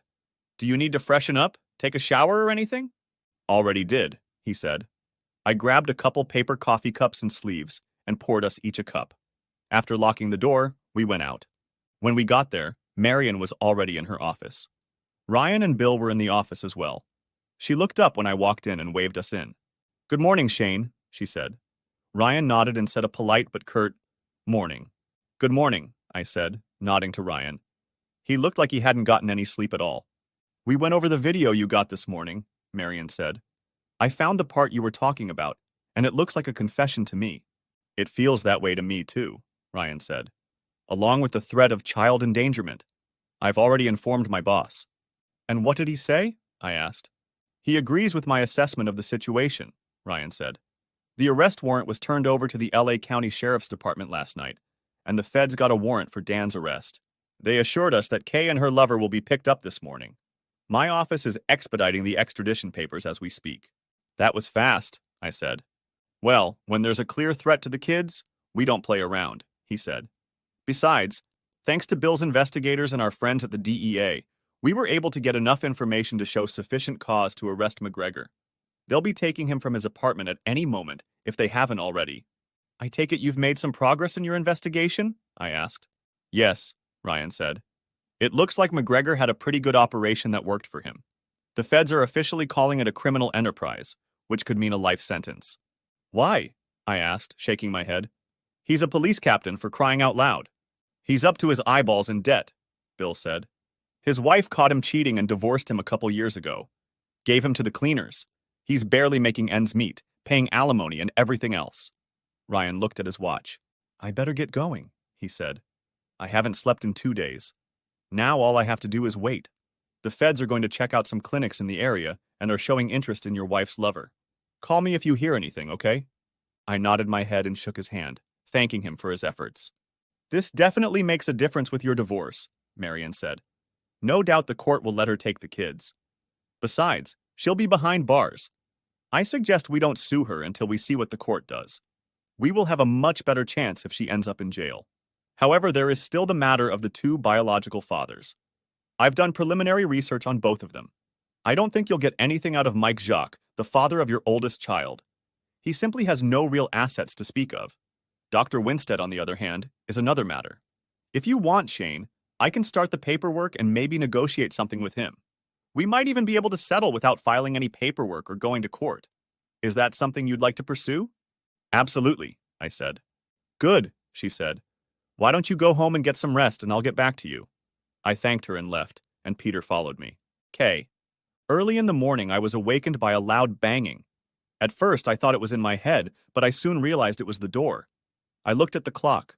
5:30 in the morning. Who would be banging on the door so early in the morning? I woke Dan up and he got out of bed, threw on a robe and staggered to the door. Police! Open up, I heard. Well, I thought, that's the answer. But why would the police be knocking on our door so early? As soon as Dan opened the door, several huge police officers entered the room, 2 of whom threw Dan back against the wall and snapped handcuffs on his hands behind his back. 2 of the policemen approached me as I lay in bed. One of them looked down at me. Are you Kay McKnight? One of them asked. Yes, I replied, still not coming to my senses. Get up, you're under arrest, he said. Arrested? I asked, pulling the blanket up to my chin. For what? For conspiracy to commit murder, for one thing, he said. You're also under arrest for violating federal laws regarding the illegal diversion and sale of controlled substances. Now get up. I'm not dressed, I said. Can I at least get dressed? The officer pointed to 2 female police officers who pulled something half-decent out of a closet. The male officers turned away, and the women handed me a pair of jeans, socks, underwear, and a t-shirt. I pulled on the underwear and jeans without taking off my clothes and put on the t-shirt as the female officers continued to cover me. I sat on the edge of the bed and put on my boots and socks. The female officers picked me up and turned me around, reading me my Miranda rights as they handcuffed me. I looked back, but Dan was already gone. What about my phone? I asked. One of the female officers took it from the dresser and put it in her pocket. They led me out of the building and put me in the back seat of a car with flashing lights. The policewoman who had taken the phone from me sat in the back with me, and the other female officer sat in the front seat. Soon we all went to the station where we were processed. I felt so awkward being photographed. Can I at least make a phone call? I asked. The officer pointed to the phone on the desk, so I decided to call Shane. Can I use my phone? I asked. Sorry, it's being held as evidence, the officer said. Use this one, she added, pointing to the desk phone. It took me a moment to remember his number. I was so used to my contact list. He answered after the second ring, and I realized he was in the car. What? He asked angrily. Shane, honey, it's me, I said, my voice shaking. Holy shit, he said. What do you want? Shane, I got arrested, I told him. He said, yeah, that's what happens when you plot the murder of your husband and kids, he said. By the way, they're picking up your partner in crime this morning. Oh no, I thought. Mac had told me there was no way they were going to catch us. Please, Shane, I need help, I pleaded. Yes, you do, he said. Maybe you can get it when you finally get to jail. Until then, screw you, bitch. He ended the conversation, leaving me staring at the headset. I handed it back to the officer behind the desk. How long am I going to be here? I asked. Can I post bail or something? No bail has been set, the officer said. You are in custody pending extradition to Pittsburgh. Oh my God, I thought to myself. What about the man they brought in with me? Dan King? The officer looked at her computer for a moment. Mr. King is currently being extradited for federal charges in Columbus, she said. This is it, I thought. I'm sunk. The officer took me to my cell, where I sat down on the cold, hard concrete seat and stared at the walls, shocked at how far and fast I had fallen. Shane. I finished talking to Kay and laughed. I couldn't believe the bitch's insolence. She expected me to help her after conspiring to kill me and the boys. She could rot in jail if I cared. Right now, I hated that bitch like I had never hated anyone or anything in my entire life. Talk about nerves, I said. Peter smiled and nodded his head as I drove. Yeah, he said. We pulled up to my house and went inside. Out of curiosity, I checked to see if there was anything new on Kay's phone. There was nothing, so I called the hotel, explained the situation, and arranged to have her things packed up and sent home. After that, we sat down in the living room, and I turned on the TV. Peter's phone rang, and he left the room for a few minutes while I flipped through the channels. Turn on the news, he said, when he came back into the room. I switched to the local news channel, and we saw a reporter standing in the parking lot outside an apartment building. Captain Alfred McGregor, a highly decorated police officer, was shot and killed early this morning in this apartment complex right here, the reporter said, pointing to the apartment building behind him. According to authorities we spoke with, the shooting occurred during an arrest that was made as a result of an investigation into a conspiracy to sell stolen prescription drugs. Details of the arrest and investigation are not being released, but we were told the police chief will hold a press conference later today. As I watched, my cell phone rang. I saw it was Bill and answered it. Did you see the news? He asked. Saw it, I replied. What happened? From what I was told, McGregor opened the door and started shooting when he saw the officers, Bill said. That's when they returned fire and took him down. So I'm safe, right? I asked. Let's take our time, he told me. I'd like Peter to keep an eye on you for the rest of the week. I don't think McGregor has anyone who will be after you, but let's be cautious. Sounds good to me, I said. Have a good day, he said. I'll talk to you later. Thanks, I said, and ended the conversation. I looked at Peter. Looks like you're staying here for the rest of the week, I said. Do you need to buy anything for the first time? He shook his head. I have everything I need, he said. But thanks anyway. I closed my eyes and breathed a sigh of relief. Later that day, Peter and I went to the boys' house. After we ate, I told them about the day's events. So, is Mom going to jail? John asked. Asked John. Looks like it, son, I said. Probably for a very long time. He got very quiet after that. I knew I was going to have to work hard. Being a single parent is hard enough as it is, and now the boys would have to deal with a mother in prison. Thank God I have loving and understanding relatives who love the boys as much as I do, I thought to myself. The rest of the week went by pretty quickly. Now I knew that the boys and I would be safe. On Wednesday, Marion informed me that Kay had been returned to Pittsburgh. The court hearing was scheduled for Thursday, so I made sure to be at the courthouse. I watched as Kay was led in, dressed in an orange jumpsuit, her arms and legs shackled, and the chains connected to another chain around her waist. It didn't take long for the judge to order her detention without bail. She sobbed as she was led back out. Her attorney, a public defender, asked me if I could bring the boys to the jail to visit her. I informed him that the boys had made it clear that they did not want to see her again. Marion informed me that the divorce papers were ready to be served and asked if I wanted to be present that Friday when the bailiff handed them to her. I agreed and met him at the jail. They brought Kay to the visiting area, still shackled. She looked up at me and smiled weakly. I just stared at her. A bailiff approached her and asked if she was Kay McKnight. I am, she replied. He handed her the papers and stepped back. I watched as she snatched the papers and began sobbing. In a normal situation, I would have offered her comfort, but not now. I stepped forward and held out a pen to her. Sign the goddamn papers, bitch, I told her. Don't I get anything? She asked with tears in her eyes. Not no, but hell no, I said. You won't need anything where you're going anyway. Can I at least see the boys? She asked. I shook my head. They don't want to see you anymore, I told her. As far as me and the boys are concerned, you're dead to us. And speaking of dead, you know your partner in crime was killed the day they tried to arrest him. I heard that, she said. Please, Shane, forgive me. No, I said. I loved you with all my heart for 13 years or more, And what have you repaid me with? By lying, cheating, and denying me the chance to have children of my own. I hate you with every fiber of my being, and I will never, ever forgive you for what you did to us. Now sign the goddamn divorce papers and be done with it. Sobbing, she slowly picked up the pen and signed the papers on all the lines Marion had marked. When she was done, I handed the packet of papers to the bailiff. Thank you, he said. I'll return them to Mrs. Hawkins, and she'll file them with the court. I watched him walk away, then turned to Kay again. I just want to know one thing, Kay, I said. She looked up at me. What? She asked. Why? Asked me. Why did you do it? She shrugged. I don't know, she said. Because I wanted to, and I could, I guess. And look where that got you, I asked. I shook my head. You're in serious trouble. But it's not my problem anymore. I looked around the gloomy room. You know, I have a feeling you're going to die behind walls like these. And you know what? No, Shane. What? She asked. I can't wait to pee on your grave when you do, I said, returning her own words to her. She started sobbing, but I didn't care. One last thing, from me and the guys, I added. What? She asked, looking more wistful than I'd ever seen her before. I raised both hands and extended my middle fingers.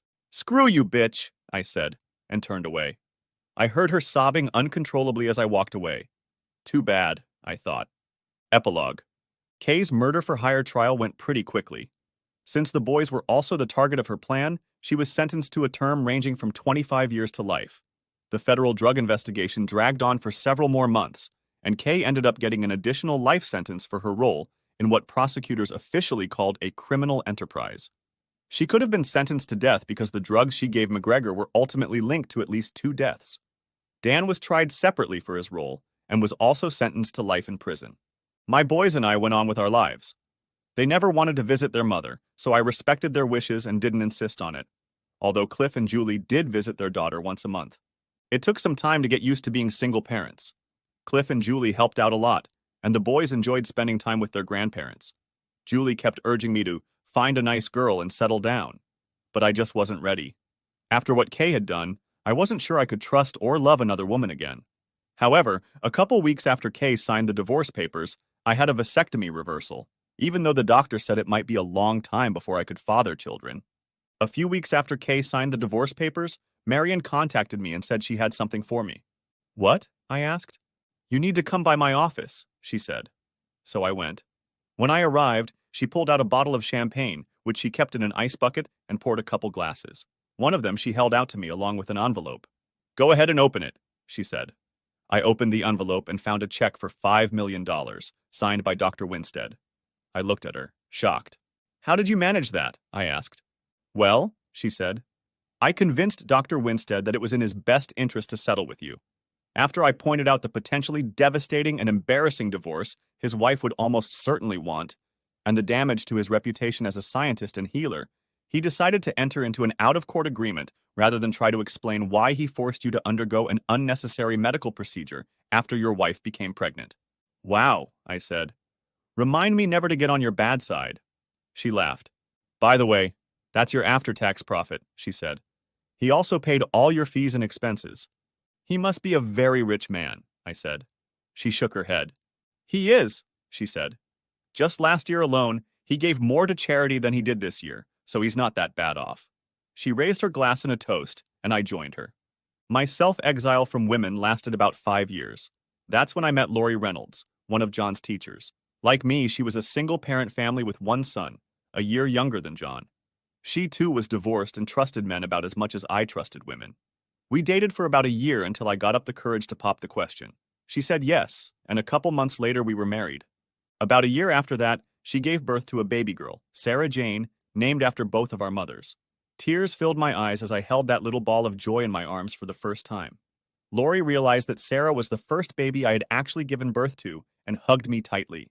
I called the boys and their grandparents into the room and turned Sarah around so they could see her.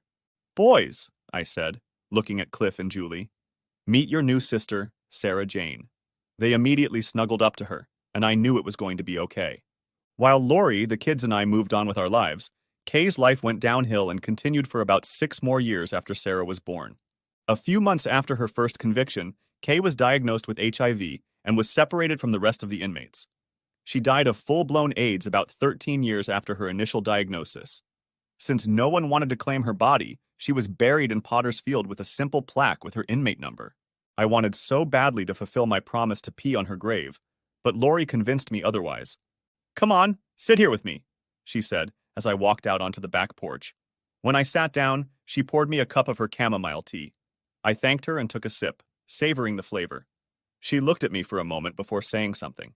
"Shane, I know how hard it was for you to get over what Kay did, but you have to let it go and move forward," she said. "It's hard, baby," I said, "and it still hurts like hell." "I know," she said. "You know, if I thought it would do any good, I'd go with you and piss on her grave with you. You know that, don't you?" I nodded my head. "Yes," I said. "But now she's gone, and she can never hurt you again," Lori said. "Look at it this way.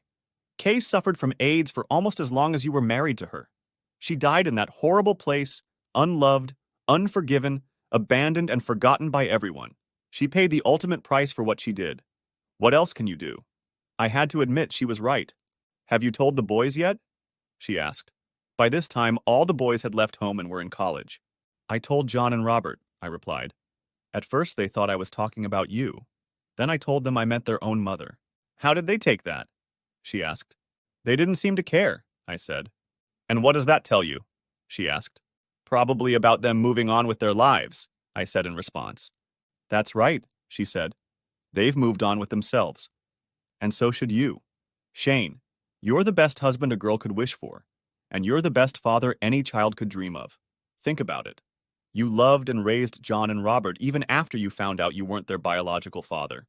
You took in and adopted Mark even though you weren't his biological father. He's a good boy," I said. She smiled. "Thanks in large part to you," she said.